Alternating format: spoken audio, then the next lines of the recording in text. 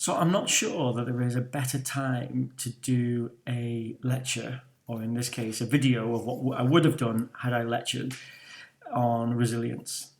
I am just entered the third week of working at home.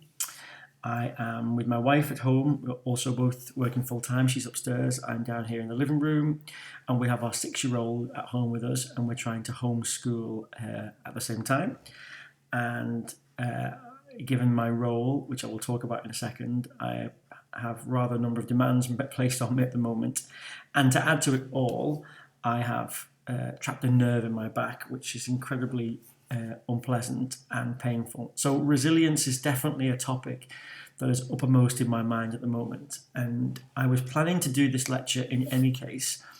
So we thought, why don't I try and record it? And if you can have the slides that I'm going to run through alongside you, and I'll try and let you know as I'm going through them, it hopefully will at least be a decent substitute for actually all being in the room together and having a discussion about resilience this week.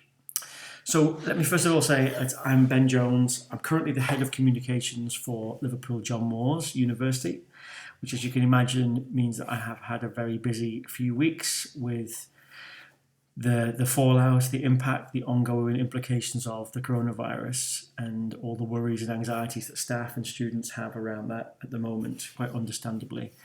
And alongside that, I do a lot of work within the university, but also I do some teaching around topics around mental health, workplace stress, work-life balance, resilience, a whole bunch of stuff in that space. And I do that because it's an enormous passion of mine. And it's an enormous passion because I've had my own challenges, issues, my own story, which I'm going to share with you in the course of the next half hour or so. And it is the basis upon which I do presentations and discussions around resilience. So I'm going to do that today. I will run through my slides.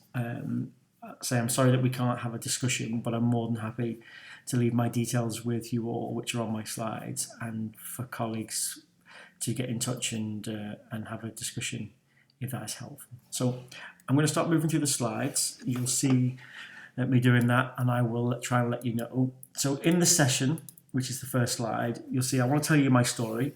I want to talk through some of the principles and some of the ideas that I've got around resilience and related topics around work-life balance. And then ordinarily I'd leave some time for discussion on next steps and so on. But I will just leave my details so that you can get in touch if that's helpful. So first slide from there are some photographs of me. I always say as a comms person that you should have a start, a beginning, a middle and an end to a presentation or a discussion. So this is the start for me. This is me as a little boy and growing up, going through school. I had a very happy childhood, very warm, loving family. My parents did divorce when I was very young, and so I became aware of that, I suppose, later in life. But as you look at these pictures with me and a tortoise called George, who we thought had died, but now with the fullness of knowledge of what happens to tortoise, I wonder whether he was actually just sleeping when we buried him in the garden. But anyway, let's assume he had died. There's a picture of me with him. And that picture, the final one on that slide, is of me and my mum and my stepfather, my dad, getting married when I was nearly 6. So I spent the first 5 and a bit years, my parents divorced when I was around a year old, with my mum. And I say in a very loving, supportive environment. But one of the things that I now know, having been through quite a long journey with my own mental health, is that one of the issues that I've often had is a desire to seek out security, safety, control, and to be at home. And I've reflected a bit on this in the last few days, given that most of us are indeed at home, and I've been at home, as I say now, going into my 3rd week. And even though this is an incredibly unsettling time, I personally feel much happier when I'm at home, because I do feel that sense of stability, that sense of assurance, of confidence, of safety and security. And that's something that I spent and have spent most of my life trying to to achieve and then try to maintain. And it, looking back now with the benefit of some therapy and counselling and lots of reflection, probably do stem from that period of being on my own with my mum and the uncertainty of being a single parent and being on our own and having quite a lot of change. So as I said, it was a very happy childhood for me at the time. But I think when I look back, there were some traumas there that I think certainly shaped who I am today and shaped part of the journey that I'm going to talk to you a little bit more about. So the next few pictures you will see are of my wife. I mentioned earlier on, she's upstairs at the moment doing her own job, but she and I have been married nearly 11 years. And we have a little girl, again I mentioned, who is now 6. I have a no pictures of my daughter on social media policy, so there's a picture of her first Ireland kit on the slides. That's about as close as you'll get to her, but that's Miss J and Dr. J, my wife and daughter. We are all Irish background, Irish heritage. My wife born on the island of Ireland, my daughter born in London, and myself born in Liverpool, but all with Irish passports, Irish family, and a real strong connection to the island of Ireland. And then you'll see a picture of me trying to keep fit, running around Southport, which is where we live and where I'm actually speaking to you from today as I make this video. We spent a long time, my wife and I met in London, and I spent 16 years or so living and working in London. And most of the story that I'll tell you around work is based in that great city. But I've been back here in the Northwest for 4 years now, and that has been a big part of the resetting of my life. I guess part of my resilience strategy, part of my getting the balance right strategy, having had a very difficult period in London towards the end of those 16 years. You'll see on the next couple of slides, I blog, I write a lot about mental health, I write a lot about work-life balance, I share a lot of my journey. One of the things I've been doing recently is I spent nearly 16 months taking an antidepressant, which is something that still people find difficult to talk about, still is a bit of a stigma in mental health, but it's something that I was very open about and talked about the journey of making the decision of being on an antidepressant, of coming off it, which is what I've just done.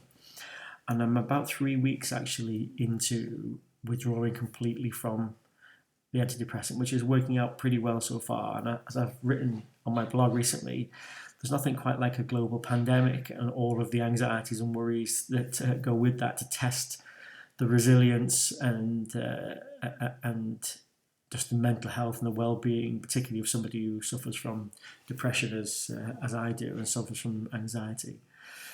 But despite all of those external factors at the moment, I feel like the journey that I'm on with my medication is working for me, and I do feel pretty good for that at the moment. And again, I might touch on that again in a little while, but for a period of time, part of my resilience and coping strategy was also drawing upon the help of medication. So the next slide, you'll see a little bit of a career history, a little bit of a summary of where I've worked and what I've done. I say I'm head of comms for John Moores now. I've had similar roles in other organisations. I was Director of Communications and Strategy at the General Medical Council in London. I've worked for some of the world's biggest professional services organisations. I worked for PwC, where I was a director and about to make partner.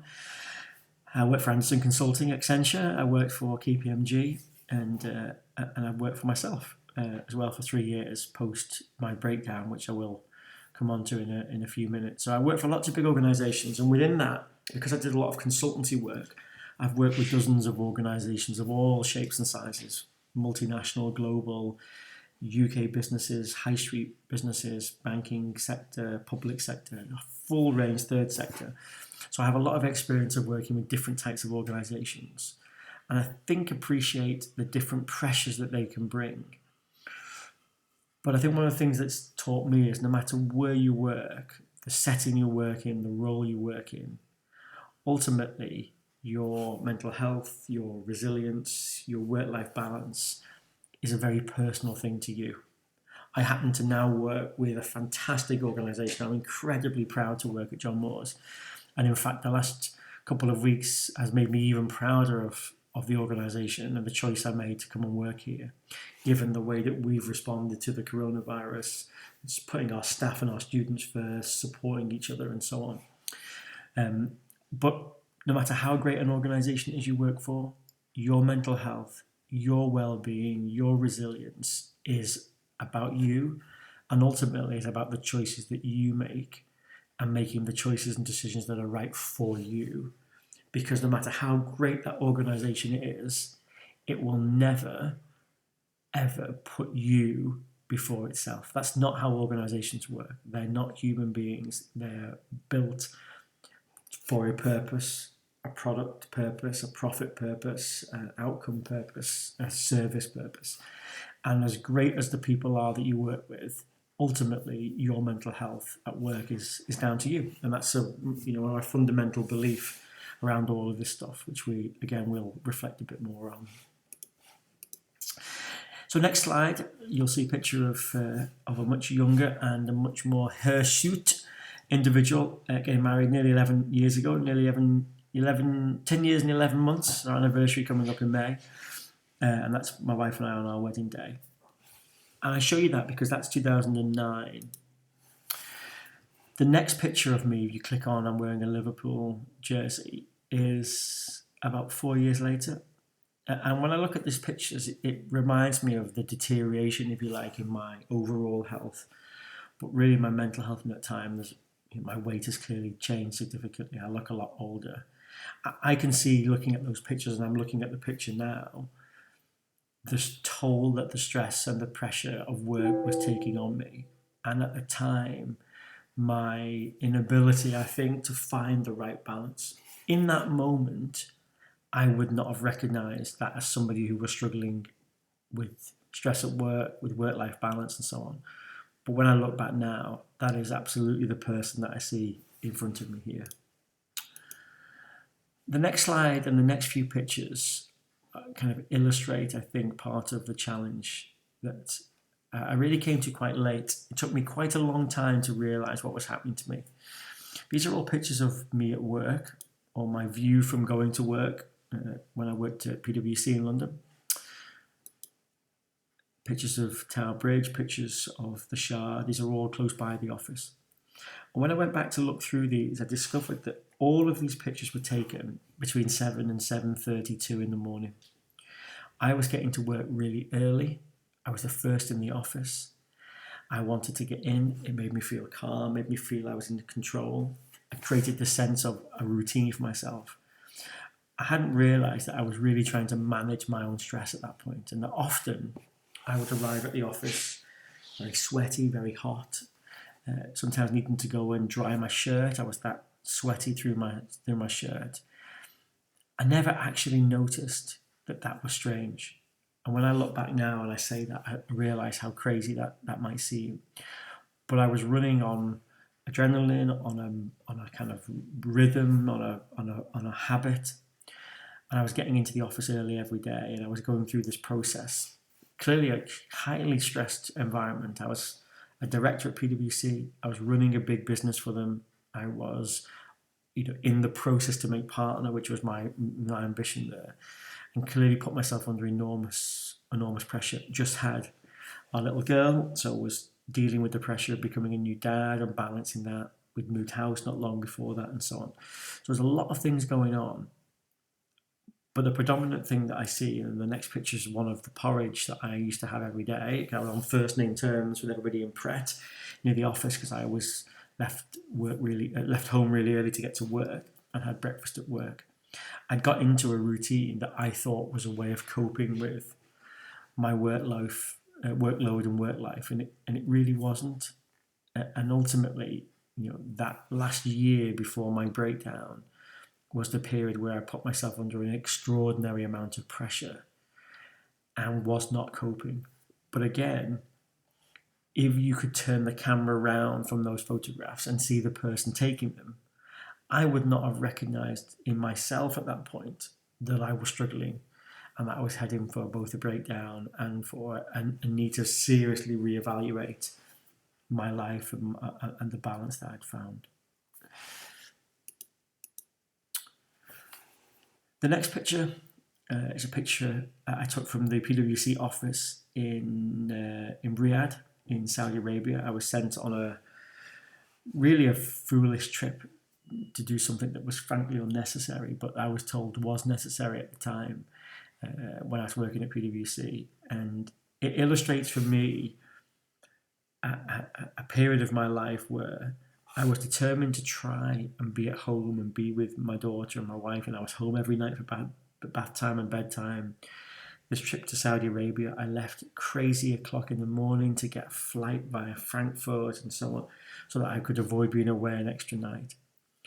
But it was putting me under extraordinary pressure. The choices that I was making at that point were choices that were putting myself under even more pressure, even though I thought that they were alleviating the pressure of being away from home. And the second photo is of me on the flight home from that trip. I was only away about 48 hours, but I didn't actually stay. I stayed overnight one night in the hotel, but I flew first thing in the morning, and this is me flying back through the night, going straight home to get changed, then going back into the office. And I use this picture, and I look at that picture now as I am now, and I just think I look sort of like a broken person. I feel like I look a lot younger now than I do then, and that's probably nearly 5 years ago, 4.5 years ago. And yet when I took the picture, I didn't take it to illustrate that. I think I took it because I was really proud that I was flying back, business class, and I was a kind of big shot guy, doing this great, career and doing so well. When I look back now, I see somebody who is absolutely spent and not realizing, I think, the pressure that I'd put myself under at that particular moment. So these pictures for me speak 1,000 words. They really do demonstrate, and obviously I can see it because I recognize myself, but I see somebody who is really struggling here. But I also see somebody who didn't recognize that he was struggling at that time. And that's one of the other messages that I want to get across. Fundamentally, your mental health is your job and your business. Nobody can take care of it for you. And secondly, another fundamental message for me is that resilience and being able to manage, being able to bounce back, being able to to work on your mental health and well-being, particularly at work, requires you to be observant, requires you to be sort of vigilant, and I wasn't vigilant at this point. I thought I had it, covered, and I really didn't have it covered. And I think these pictures, to me, demonstrate somebody who is really struggling, and yet at that moment, thought that it was fine. I had a bit of a mantra, which was, it's really tough, it's really intense, but I can do this. I just kept going and going and going and going until eventually I fell over.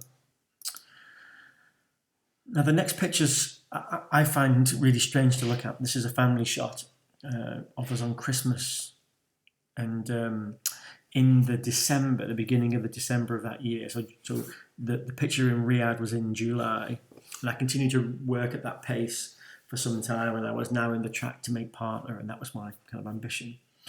And at the beginning of the December, I was in bed for a week with what turned out to be pneumonia, but we thought was the flu, which kind of feels like strange now talking about flu and pneumonia in this awful time that we're currently living through.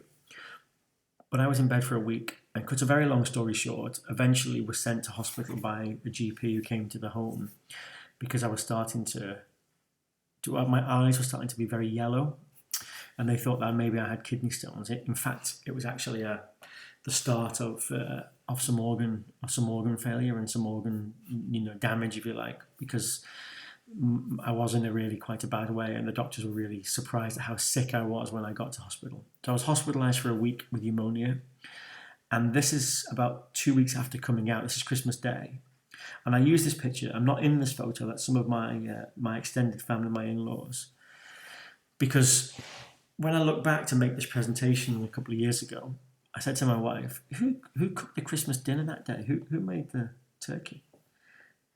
And she reminded me that it was me. I have absolutely no recollection of that at all. And this is the start of me coming to terms, I think, with the fact that not only had I been sick with pneumonia, which I had, and I'd been very poorly, but then I started to have the realization that I was in the midst at that point of a breakdown. And the next three pictures are January, February, and March of that year. And I can see there's somebody who is really not well. And, you know, from my perspective, looking back, it's really hard because I see that, you know, I was really in quite a lot of trouble at that point. And I think it was in January and February that I started to realise, with the help of a very supportive GP, that although I got over the physical symptoms of my pneumonia and was strong enough and well enough to return to work, I tried to go in for the odd half day and was finding that exhausting. I was getting very tearful. I was finding it all really difficult to manage and to cope. And really, it took a long time for the penny to drop that I was having a breakdown. I had a breakdown. And I spent some time then working with a fantastic counsellor, a therapist, to try and work out what was going on. And it was clear to me that actually over the course of a number of years, shaped in part no doubt by, you know, my childhood, as most people are, and lots of experiences throughout my life, experiences, you know, within my family, my relationship with my father, my natural father, which has been a bit of a roller coaster. Experiences of being bullied as a child at school, experiences of being a bit of a lone character, maybe at times, and feeling a bit isolated and out of, you know, the norm of school and friendships and so on.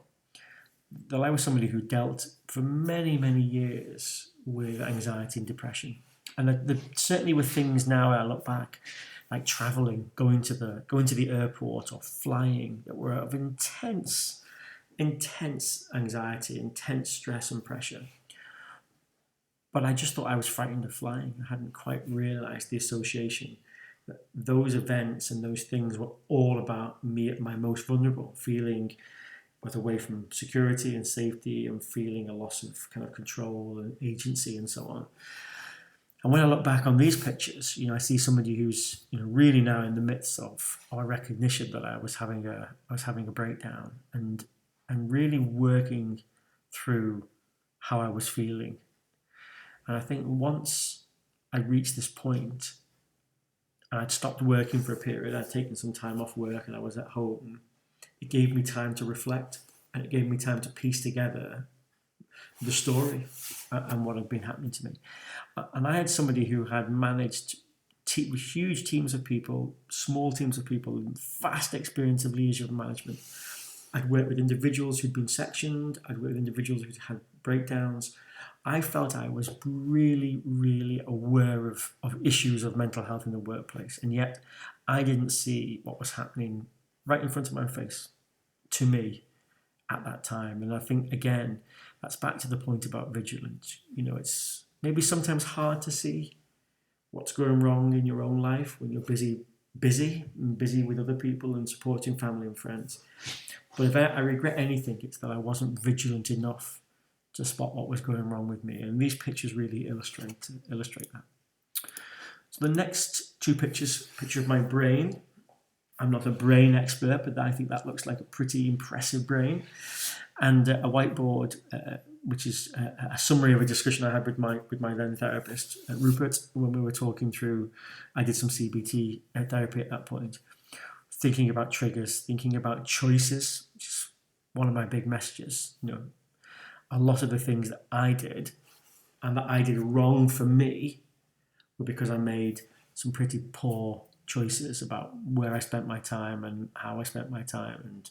And you know, message number 3, if you like, from this whole discussion is that I was not replenishing myself. You know, I was not, when I went to Saudi Arabia, I was not making time for me to recover from that trip. I wasn't allowing myself the space to, you know, do things that would allow me to rebuild my energy levels, recharge the battery, replenish the soul. And actually, this period of time that we're in now is an incredibly challenging time for lots and lots of reasons, an incredibly challenging time for people who are losing loved ones. But, you know, when you're working at home and home and work are, the boundaries are even more blurred than perhaps they are normally, I think it's even more important to recognise some you time and some break time, because it's really easy to walk down the stairs as I do, plonk myself down at my computer here at home and be at work.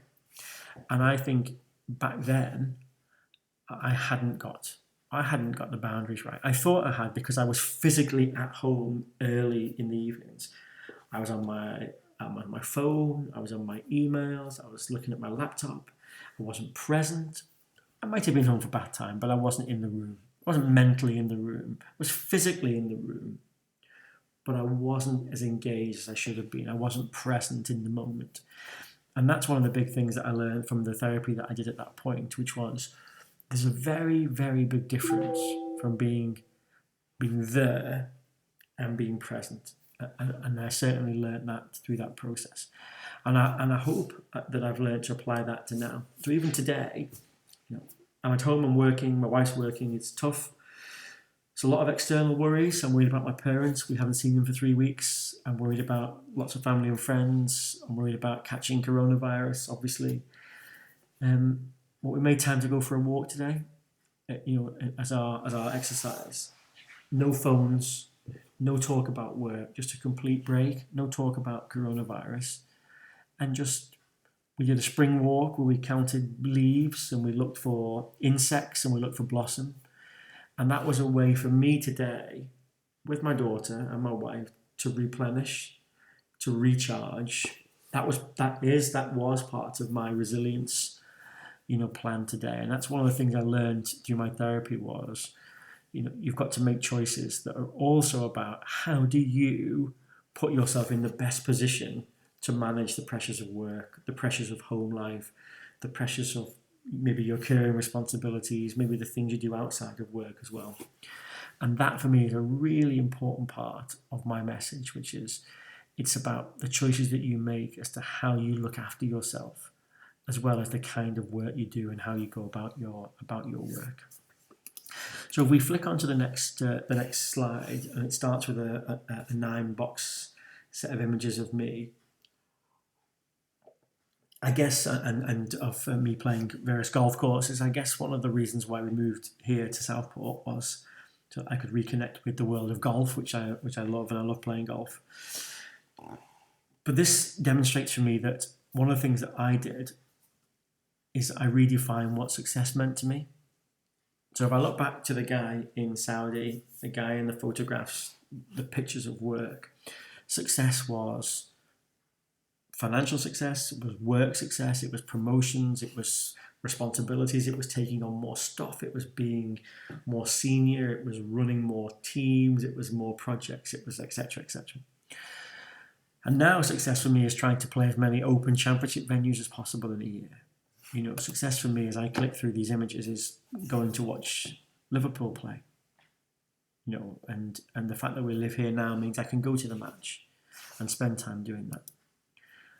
I don't drink alcohol anymore. I haven't done for over 18 months. I gave it up as part of a reset of my life. Not because I drank too much, but because even a little bit of alcohol made me feel a bit anxious, made me feel a bit off colour, made me feel a bit on edge. So I took it out of my life, and instead I spent time drinking lots of tea. I love tea. I've always loved drinking tea. And that's another part of my resilience strategy, of my coping mechanisms in life. I make time now as I click through to the next picture to go to art galleries. We lived in London 16 years, and I could count on one hand the number of times I went to an art gallery. But now, we take Aoife, our daughter, all the time to the Tate, to the Walker Art Gallery, to the museum in Liverpool, to the Manchester Art Gallery, and so on. I like doing that, and I now read a lot more poetry than I have done for years and years, because it's a complete release from work, from other things. Literature and art, if they're things that you like, can be a real place of escapism, in the same way that watching some TV can do that as well. And I think we all have to find the things that work for us. This is not a preachy presentation that says you must now start taking up golf, drinking tea, supporting Liverpool, although that would be a good choice to make, and going to art galleries and listening to classical music and so on. You have to find the things that are right for you, but you have to, I think, be really conscious of the need to replenish, to find the things that will make you feel happy. Think about how much time you spend each week. If you could measure your whole week as 100 units, how many of that do you spend at work during the week? Do you spend 50, 60, 70, 80? What do you do with the rest of that time? How much of the rest of those 100 units are for you? And of that time, how much do you spend on stuff that is making you feel happy, giving you energy, giving you spirit, giving you joy? Because for me, that's one of the things I learned, is that I was spending lots of time at work, lots of time on family stuff, very, very, very little, if any time a week for me and to help me rebuild myself. And that's what this slide is all about. I made a big decision to move to John Moores, having worked for myself for 3 years. I didn't think I would take another job employed anywhere, but I found an organisation and a role and a set of people to work with that really works for me. And again, I'm not preaching. I'm not saying if you're struggling to find the right work-life balance, or your resilience is being tested to the point that you don't think you can manage, you need to change jobs. But you need to think about the whole of your life. And sometimes changing jobs is the right decision. It was for me. I mentioned, clicking through the next photograph, medication. I took medication for 15 and a half, 16 months, and I would take it again. And it was a really, really positive experience for me, and really helped me, certainly with my anxiety, and helped me, I think, just feel a little bit more settled while I made a number of other adjustments in my life. And, I think that there is no single solution to getting your work-life balance right or to giving you the best resilience. There are just a whole range of things that you can try. And this slide is a demonstration of all the different small things that I have done and continue to try to do to make me feel stronger, more resilient, more able to respond. And I'll come back to that word stronger in a second. I read more books now. I listen to more music now. I cook now. It's a picture of me and Delia Smith, or my Delia Smith cookbook. Me and Delia are now very close friends. I'm working through my repertoire with her, finding things to do that would give me a sense of enjoyment. And there's the worst selfie in the world. There's me with the great Jurgen Klopp outside the club hotel that we were at one day. That is me in the photograph. You can just see the corner of my glasses, I think. But spending time on the things that the theme continues under the picture of Jurgen Klopp. But spending time on the things that give me happiness and joy, that are not for other people but are for me, and give you a sense that you can replenish and not feel guilty about spending time on the things that matter to you. And I think a lot of us fall into that habit of sitting on the sofa and doing nothing. We feel guilty. But if you're recharging the batteries, if it's helping you feel you're in a better place to be a better dad, husband, brother, partner, boyfriend, colleague, boss, whatever, then that's really important. And I think finding the time to invest in yourself and invest in that replenishing is incredibly important. And that's something that I've learned. It was hard for me to learn that, because I was, brought up and lived very much in the moment of be busy, be doing stuff, be active, be adding value all the time. And that's great. But you can only really do that if you're feeling that you're at your best. And you can only be at your best if you're replenishing. And that's a really important message for me, which is, making choices is really important. Home, work, outside home. Focusing on what success means to you and being really clear what success is. If you want, like nothing else, that next promotion, that's absolutely fine. This is about you making the right choices for you. But that will lead you to behaviours and to do things that might mean that other things have to give. And they did for me. And what gave eventually was my health. And that was a price, in my view, that was too high to pay.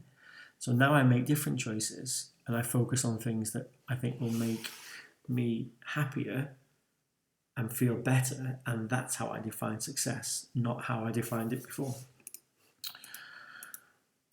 There are loads of materials, as you can see on the slides here, around work-life balance. Harvard, Alistair Campbell's written a range of fantastic books. The book Winners is a really easy to read book where he looks at case studies from across business and sport and politics and entertainment.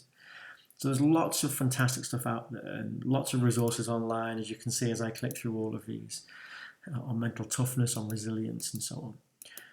But I guess for me, and part of the reason why I talk about whether resilience is a dirty word is because I think resilience is a misunderstood word. The definition on the slide link, which is called the R word, resilience is the ability of people or things to feel better quickly after something unpleasant, a shock, an injury, or something has happened to them. It's the capacity to recover. This is not about being bulletproof. This is about being able to bounce back. And I believe that you can only really bounce back when you're really busy or you're under a lot of pressure, if you have invested the time in that replenishing, in that rebuilding, in that ability to be able to come back. And you can't do that, I don't think, if you're not spending time focused on that. And what that means for you, that resilience, that bounce back ability, those things, that will vary from person to person. But I think going back to being vigilant, you have to be really vigilant about what it means for you and make sure that you are spending time thinking about that.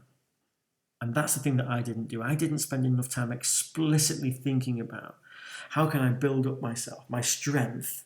It's not physical strength. It's not the strength that nothing ever bothers you, but the strength to be able to bounce back, to respond, to recover, to have enough energy in there, enough fuel in the tank to do that. And that's where I think, it is about, if you go through the rest of the slide, it's about recovery. It is about bouncing back. It is about coming back to normal. It's about managing, coping, etc.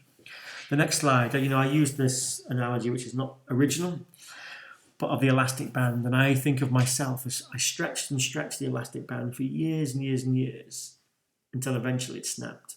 And it snapped and it led to a breakdown. It led to an incredibly difficult period, which I don't regret because it's part of my story and part of my life. But I think I wish I'd been able to realize how far to stretch it and let it go back rather than stretching it so far that it did break. And it isn't resilience. I'm on the next slide. It isn't resilience, which is about never getting down or never struggling or being tough or always being able to manage everything. It's not about that. It's not about handling everything that's thrown at you or working 24/7. It's not, that to me is not resilience. Resilience is about being able to respond to those things, being able to respond to pressure and struggles and difficulties and so on. And, for me, my overriding message is, you've got to make those choices that allow you to bounce back, to be ready to bounce back, to have the resilience to replenish, to refresh, to restore, so that you are ready when those times are difficult. And they may be difficult at work, difficult at home, difficult at work and home, difficult with your children, with your partner, whatever is going on in your life. And lots of us have been through lots of different challenges, and we're in a world at the moment full of challenges. But if you don't spend time thinking about yourself and how you can be the best version of yourself, I don't believe you can truly be resilient and truly bounce back. So the next slide says, it's not about creating superheroes. It's not about being a superhero. It's about the ability to do what Derek Redmond did, which is get off the floor and see it through. Get off the floor and bounce back and go again.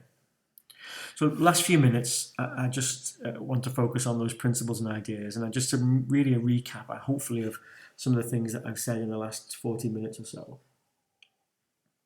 But it's really, taking a view of my story, and this is my story. It's not your story. It's not everybody's story, but I hope there's bits of it that resonate with you, because my story is by no means unique. But what I'm not doing is prescribing what you now need to go and do. These are things to think about. Hopefully it stimulates some thought with you. And these principles are there just to get you thinking. So, principle 1, Take personal responsibility. I've said this over and over again. This is your life. It's your mental health. It's your well-being. No matter how brilliant your employer is, and I happen to feel that I work for a brilliant employer, it's not their responsibility to look after me. It's my responsibility. Second one is to be honest with yourself about your principles, your priorities, your work-life balance. Define what success is for you and be absolutely clear what it is. What does good look like for you? And be really honest about that. I was saying back in PwC that work-life balance was important to me, but I was making choices that didn't reflect that. Be really honest with yourself about what it is that you want to achieve. Third one, take responsibility. Third one, not take responsibility. That's the first one. Set and keep boundaries. Be absolutely clear what your boundaries are at home and at work and stick with those. Don't allow yourself to be distracted by the things that are going on around you, but say, right, this is what I'm prepared to do. These are the hours I'm going to work. This is how I'm going to work, and stick with that. You make sure that you are clear what those boundaries are and then operate within them. Fourth thing is to say no. Say no at work and yes at home. Saying yes is the easiest thing in the world to do at work. Taking on more responsibilities, that next project, saying no at work is really, really important. And that's part of sticking to your boundaries. And say yes at home more. Do some more things at home or outside of work that will make you happy, that will help you replenish, that will get in the way of work, and make that a priority if that's what you want to do. But it's really easy to fall into the habit of saying yes, yes, yes at work when you should be saying no, and saying no to things at home because you've got too much work to do. And finding that balance is really important. Everybody's version of that balance will be different. You've got to find what works for you, but just be clear as to what that is and make the decisions to deliver that. Don't just fall into a habit, which is certainly what I did during my time. And make the tools work for you. Don't keep writing to-do lists over and over again. Have one single list. Have it on electronically on your Outlook or on your phone. Have one bag for work with everything in, so you're not constantly looking for stuff all the time. Don't waste time trying to file emails into 100 different folders. Have 4 or 5 folders. Keep it simple. Keep your diary up to date. Block out time for yourself during the day to go for that walk round the block.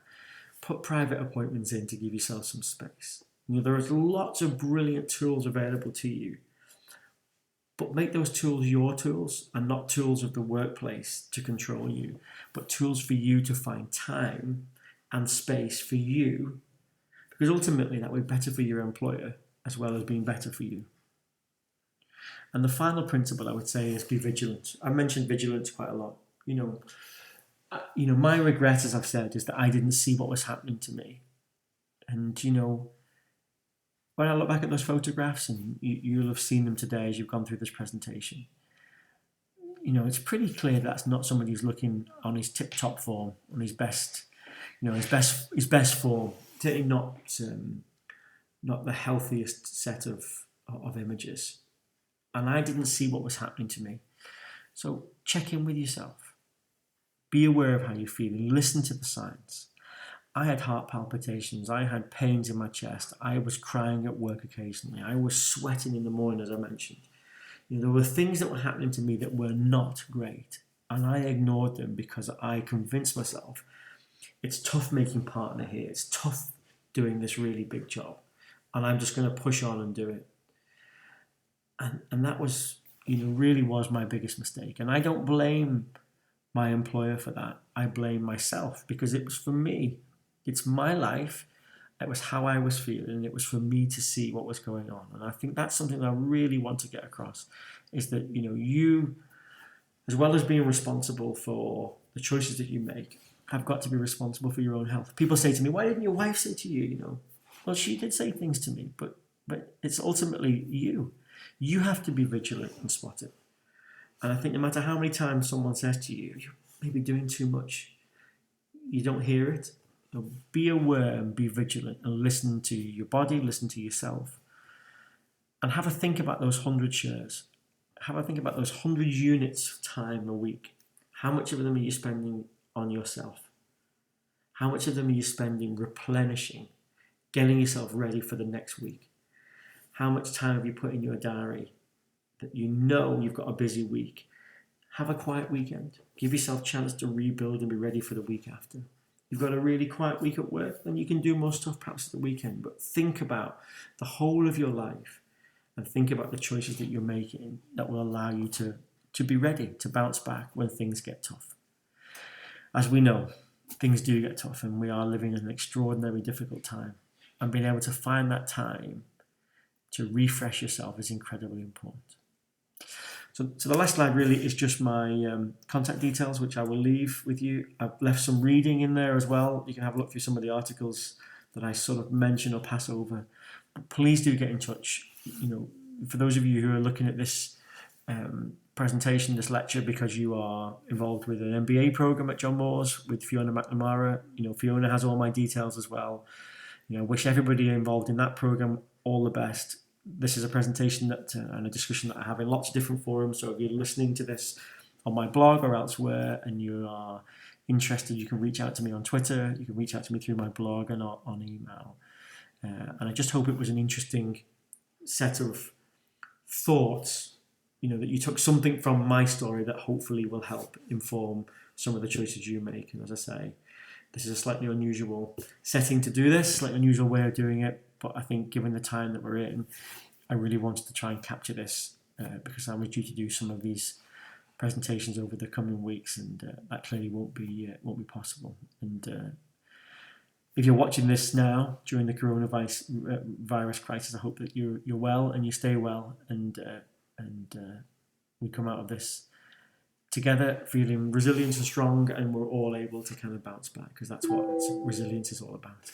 So thanks very much for listening, and I will hopefully see you all again.